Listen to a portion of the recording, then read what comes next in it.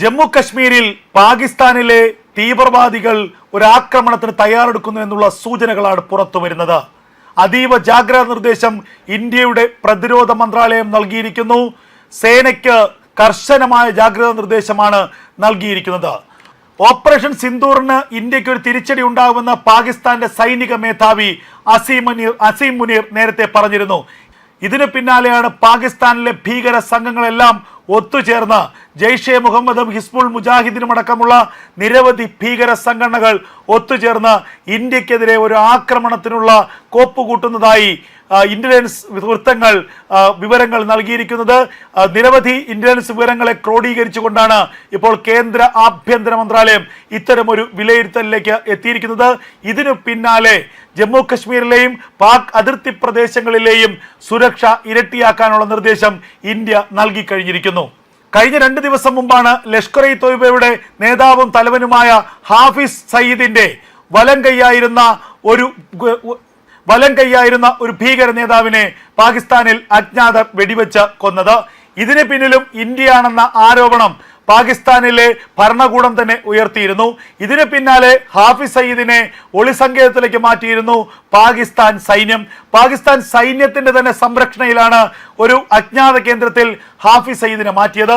കാരണം അടുത്ത ആക്രമണം ഹാഫിസ് സയ്യിദിന് നേരെ ആകുമെന്നുള്ള ഭയപ്പാടാണ് പാകിസ്ഥാനുള്ളത്. മുംബൈ ഭീകരാക്രമണത്തിന്റെ സൂത്രധാരനും പ്രധാനിയുമായിരുന്നു ഹാഫിസ് സയ്യിദ്. ആ ഹാഫിസ് സയ്യിദിന്റെ ഏറ്റവും അടുത്ത വിശ്വസ്തനെയാണ് കഴിഞ്ഞ ദിവസം ലാഹോറിൽ വെച്ച് അജ്ഞാതർ വകവരുത്തിയത്.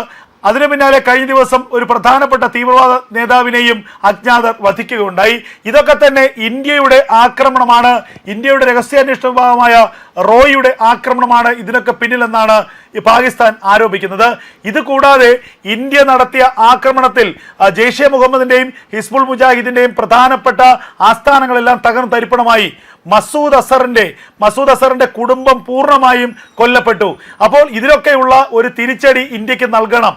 ഇത് നിരവധി ആഴ്ചകളായി, നിരവധി മാസങ്ങളായി പാകിസ്ഥാനിലെ തീവ്രവാദ സംഘടനകൾ പറയുന്നതാണ്. പാകിസ്ഥാനിലെ ഒരു തീവ്രവാദ നേതാവ് നടത്തിയ ഒരു പ്രസംഗത്തിന്റെ വീഡിയോ സോഷ്യൽ മീഡിയയിൽ വൈറലായിരുന്നു. അത് മറ്റൊന്നുമായിരുന്നില്ല, ഞങ്ങൾ പാകിസ്ഥാൻ സൈന്യത്തിന് വേണ്ടി ഇന്ത്യയിലും കണ്ടഹാറിലുമൊക്കെ നിരവധി സ്ഫോടനങ്ങൾ നടത്തി. എന്നാൽ ഞങ്ങളെ ഇന്ത്യൻ സൈന്യം ആക്രമിച്ചപ്പോൾ പാകിസ്ഥാൻ സൈന്യത്തിന് നോക്കി നിൽക്കാനേ കഴിഞ്ഞുള്ളൂ. മസൂദ് അസറിന്റെ കുടുംബത്തെ ഒന്നടങ്കം ഇന്ത്യൻ സൈന്യത്തിന്റെ ആക്രമണത്തിൽ അസറിന് നഷ്ടപ്പെട്ടു. അപ്പോഴും പാകിസ്ഥാൻ സൈന്യം കൈയും കെട്ടി നോക്കി നിന്നു. ഇതായിരുന്നു ഒരു തീവ്രവാദ നേതാവ് പാകിസ്ഥാൻ സൈന്യത്തിനെതിരെ നടത്തിയ അതിരൂക്ഷമായ വിമർശനം. ഇത്തരത്തിൽ പാകിസ്ഥാൻ സൈന്യത്തിനെതിരെ പാകിസ്ഥാനിലെ ഈ തീവ്രവാദ സംഘടനകളും തീവ്രവാദ നേതാക്കളും മത നേതാക്കളും ഒക്കെ തന്നെ വലിയ വിമർശനമാണ് ഉന്നയിക്കുന്നത്. ഇത് എങ്ങനെയെങ്കിലും മറികടക്കണം.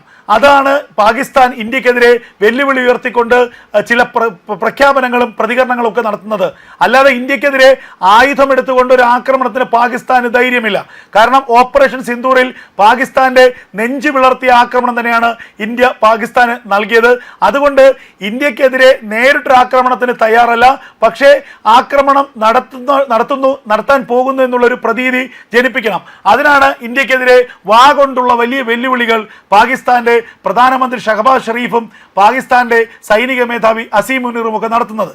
എന്നാൽ ഇപ്പോൾ ഇതാ പാകിസ്ഥാനിലെ ഭീകര സംഘടനയ്ക്കെല്ലാം തന്നെ സൈനികപരമായ സഹായം നൽകി, ആയുധങ്ങൾ നൽകി, ഗ്രനേഡുകളും ബോംബുകളും നൽകിക്കൊണ്ട് ഇന്ത്യൻ അതിർത്തി കടക്കാനുള്ള നിർദ്ദേശം നൽകിയിരിക്കുന്നു പാകിസ്ഥാൻ സൈന്യം എന്ന വിവരങ്ങൾ പുറത്തു വരുന്നു. നേരത്തെ പാകിസ്ഥാൻ സൈന്യം അവരുടെ രഹസ്യാന്വേഷണ വിഭാഗം ISI ധാക്കയിൽ അവരുടെ ഓഫീസ് ആരംഭിച്ചിരുന്നു. ഇതിന്റെ ലക്ഷ്യമെന്നുള്ളത് ലഷ്കർ ഇ തോയ്ബയെയും ഹിസ്ബുൾ മുജാഹിദിനെയും ജെയ്ഷെ മുഹമ്മദിനെയും ഒക്കെ അതിൻ്റെ ഭീകരന്മാരെ ധാക്കയിലെത്തിച്ച് ധാക്ക വഴി ഇന്ത്യയിലേക്ക് തീവ്രവാദികളെ കടത്തിവിടുക.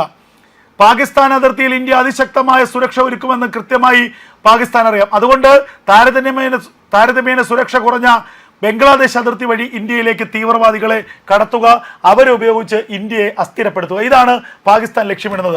ഇത് കൃത്യമായി ഇന്ത്യക്ക് അറിയുകയും ചെയ്യാം. അതുകൊണ്ട് തന്നെ ഇന്ത്യ തങ്ങളുടെ അതിർത്തികൾ കൂടുതൽ സുരക്ഷിതമാക്കുന്നു, ശക്തമാക്കുന്നു. ഏത് തരത്തിലുള്ള ഒരു ആക്രമണത്തെ നേരിടാനുള്ള ശക്തി ഇന്ത്യ ഇപ്പോൾ സംഭരിച്ചു കഴിഞ്ഞിരിക്കുന്നു. എന്തായാലും പാകിസ്ഥാനിലെ തീവ്രവാദ സംഘടനകളുടെ നീക്കങ്ങൾ, പാകിസ്ഥാൻ സൈന്യത്തിന്റെ നീക്കങ്ങൾ, അതൊക്കെ തന്നെ അതാത് സമയം ഒപ്പിയെടുത്ത് ഇന്ത്യയുടെ ചാര ഏജൻസികൾ, ഇന്ത്യയുടെ ചാരന്മാർ ഇന്ത്യയുടെ ആഭ്യന്തര മന്ത്രാലയത്തെ അറിയിക്കുന്നുണ്ട്. എന്തായാലും അതിർത്തിയിൽ അതിശക്തമായ ജാഗ്രതാ നിർദ്ദേശമാണ് ആഭ്യന്തര മന്ത്രാലയം നൽകിയിരിക്കുന്നത്.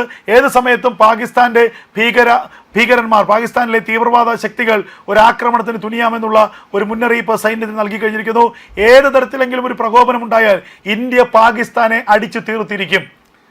പാകിസ്ഥാൻ ഇന്ത്യയെ വിരട്ടാൻ വേണ്ടി സൗദി അറേബ്യയുടെ ഒക്കെ സഹായം തേടി സൗദി അറേബ്യയുമായി ആണവായുധ കൈമാറ്റ കരാറുണ്ടാക്കി, ഇതൊക്കെ ചെയ്തു. എന്നാൽ പിന്നാലെ സംഭവിച്ചതോ, താലിബാൻ സേന പാകിസ്ഥാന്റെ നെഞ്ച് തകർത്തുള്ള ആക്രമണം നടത്തി. താലിബാൻ സൈന്യത്തിന്റെ ആക്രമണത്തിൽ പാകിസ്ഥാന്റെ സൈന്യം പിന്തിരിഞ്ഞോടി. ബലൂജ് മേഖലയിൽ ബലൂചിസ്ഥാൻ സൈന്യത്തിന്റെ ആക്രമണത്തിൽ പിടിച്ചേക്കാൻ കഴിയാതെ പാകിസ്ഥാൻ സൈന്യം പിന്തിരിഞ്ഞോടുന്ന കാഴ്ച നമ്മൾ കണ്ടതാണ്. അവസാനം ഓടുന്ന ഓട്ടത്തിൽ സ്വന്തം പാൻസ് പോലും ഊരിയെറിഞ്ഞാണ് പാകിസ്ഥാൻ സൈന്യം പോകുന്നത്. അത്രയ്ക്ക് ഗതികേടിലേക്കായി പാകിസ്ഥാൻ സൈന്യം. ഇന്ത്യ ഒന്നും ചെയ്തില്ല. ഇന്ത്യ നേരിട്ട് പാകിസ്ഥാനിനോട് ഒരു പൊട്ടാസ് പോലും ഉപയോഗിച്ചില്ല. പക്ഷേ ഇന്ത്യയെ എതിർക്കാൻ വന്ന, ഇന്ത്യയെ ആക്രമിക്കാൻ ശ്രമിച്ച, അത് ചിന്തിച്ച പാകിസ്ഥാൻ സ്വയം പൊട്ടിത്തകരുകയാണ്. അപ്പോൾ ഇനിയും ഇന്ത്യയെ ഏതെങ്കിലും തരത്തിൽ പ്രകോപിപ്പിച്ചാൽ പാകിസ്ഥാന്റെ അനുഭവം വളരെ ദയനീയമായിരിക്കും എന്നുള്ളതിൽ യാതൊരു തർക്കവുമില്ല.